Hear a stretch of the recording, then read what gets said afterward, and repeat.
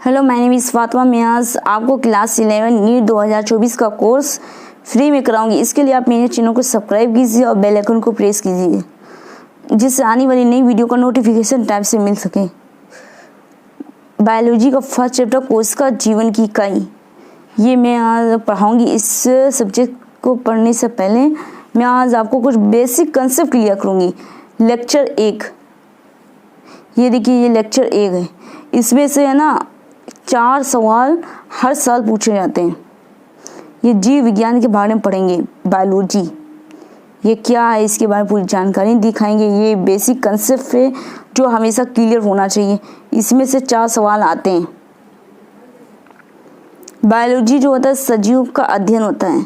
Biology के बारे में अगर आपसे पूछे कोई तो आप क्या जवाब देंगे? बायोलॉजी जो होता है सजीव का अध्ययन किया जाता है। सजीव का मतलब होता है जो लिविंग होते हैं, जो पोषण करते हैं, ग्रहण करते हैं, मतलब खाते हैं, सांस लेते हैं, जो उत्सर्जन करते हैं। जीव विज्ञान के जनक कौन थे? अरस्तु थे। अगर आपसे पूछे जीव विज्ञान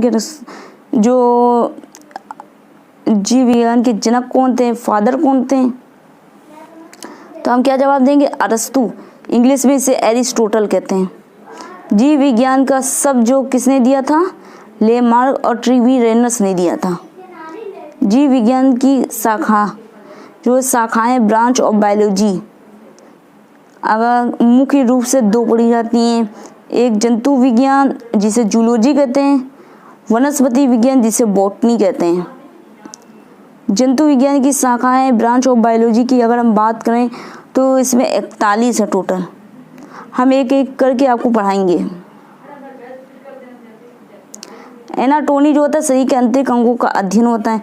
आंतरिक अंग मतलब होते हैं आंतरिक, इसका मतलब कि अंदर के अंग जो होते हैं, लीवर, किडनी, फेफड़ा, हार्ट, ये सब का अंदर के अंग होते हैं। इसके अध्ययन हम एनाटॉमी में करते हैं। किसमें? एनाटॉमी में।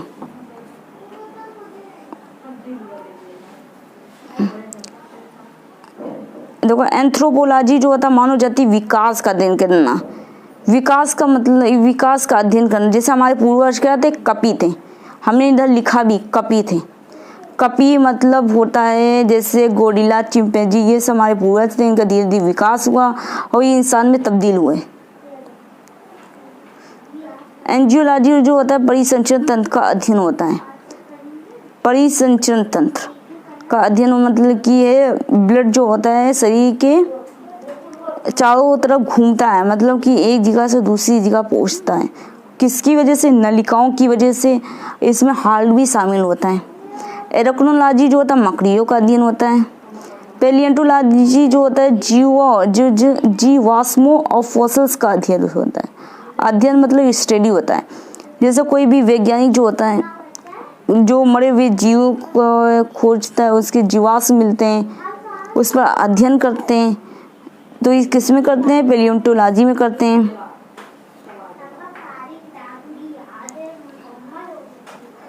और ये ट्रोफोलॉजी मतलब पोषण विज्ञान का अध्ययन। पोषण का मतलब होता है भोजन। पोषण का मतलब होता है जैसे हम भोजन में जो खाते हैं, चावल में खाते हैं कार्बोहाइड्रेट, दाल में प्रोटीन मिलता है, ये सब क्या है? ये पोषण विज्ञान है। इसका अध्ययन ट्रोफोलॉजी में करते हैं। प्रोटोजुअलॉजी जो होता है प्रोटोजुआ का अध्ययन करना। प्रोटोजुआ एक जीव है। जब हम इसका पढ़ेंगे आगे लेक्चर में तब इसके बारे में हम डिटेल से आपको समझाएंगे। रेडियोलॉजी मतलब जीवों पर विकिरण प्रभाव का अध्ययन करना। विकिरण मतलब कि रोशनी का प्रभाव एक जीव के ऊपर डालते। किसके ऊपर? एक जीव के पास रोशनी का प्रभाव डालते हैं। इसके बाद डॉक्टर जो होते हैं वो आपको चेक करते हैं, जीव को चेक करते हैं, इसकी हड्डी टूटी या नहीं टूटी। मतलब कि एक एक्सरे का काम करता है।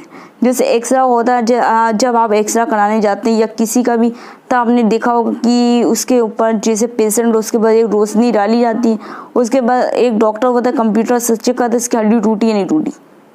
ये एक एक्सरे होता है, इसे रेडियोलॉजिस्ट कहते हैं। इसकी पढ़ाई क्या होती है? एक्सरे की पढ़ाई किसमें करते हैं? रेडियोलॉजिस्ट में करते हैं। जो डॉक्टर होते हैं उसे रेडियोलॉजिस्ट कहते हैं। हाँ, मकड़ियों ये क्या है? सर्कोलॉजी और मायोलॉजी, इसका नाम 2 है।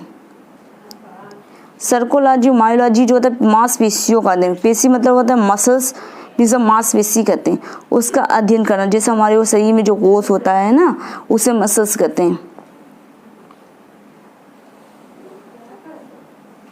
सिंडेस्मोलॉजी जो होता है कंकाल संधियों एवं स्नायु का अध्ययन करना। कंकाल स्नायु तो आपको मालूम हमारा जो शरीर का ढांचा किससे, कंकाल से। इसका एक कंकाल जो होता है हमारे अंदरूनी अंगों को हिफाजत करता है और इसे एक साँचा, एक आकार प्रदान करता है कंकाल। स्नायु का मतलब जो हमारे नाक और कान से निकलता है चिपचिपा पदार्थ पीला पीला, उसे स्नायु कहते हैं। सीरोलॉजी मतलब रुधिर और सिरप का अध्ययन करना। रुधिर में एक सिरप होता है जो पीला पीला पदार्थ होता है तो उसे सिरप कहते हैं, उसका अध्ययन सीरोलॉजी में करते हैं।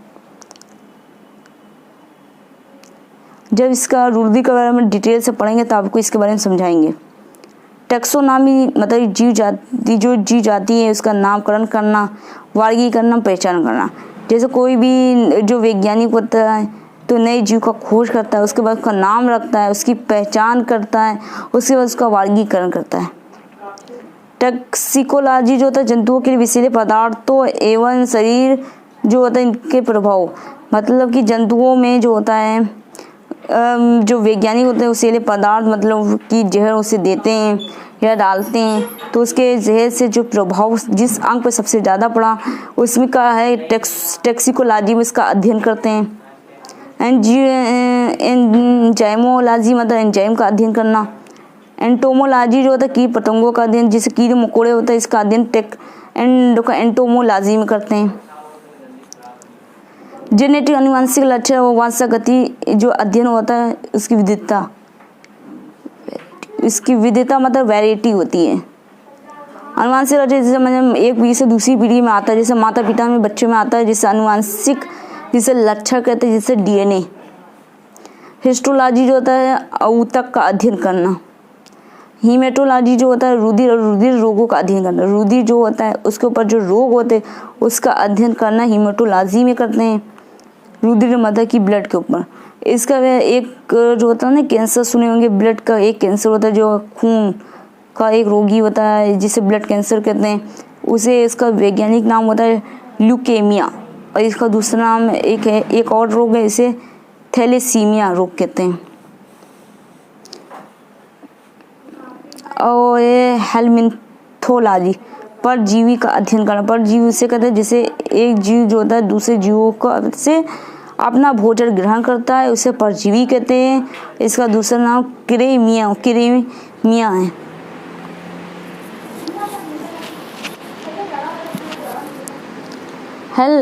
पेट्रोलॉजी जो होता है उभयचरी यानी सर्पों का अध्ययन करना। उभयचरी मतलब कि जो ज़मीन और पानी दोनों में रहते हैं। इक्थियोलॉजी जो होता है मछलियों का अध्ययन करना।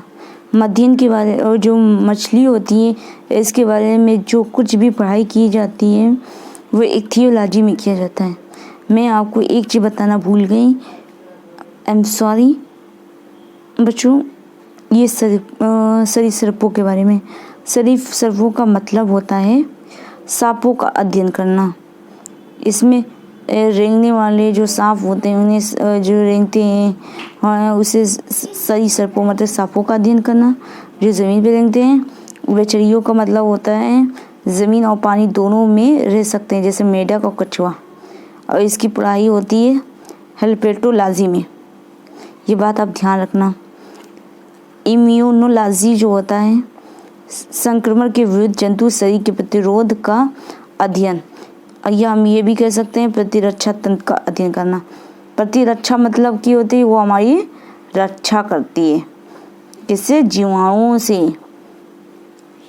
जैसे हम अगर एग्जांपल बताएं कि हमारे मुंह में हमारे पेट, अगर हम पेट की बात करें तो हाइड्रोक्लोरीन जो होता है एक अम्ल होता है, जैसे खाने के साथ आए हुए जीवाणु को हाइड्रोक्लोरीन उससे मारता है, वो अंदर आए हुए जितने भी जीवाणु होता है उससे मार के हमारे शरीर को प्रोटेक्ट करता है, हमारी हिफाजत करता है। अगर आपको मेरी ये वीडियो पसंद आई हो तो आप इसे लाइक कीजिए, सब्सक्राइब कीजिए।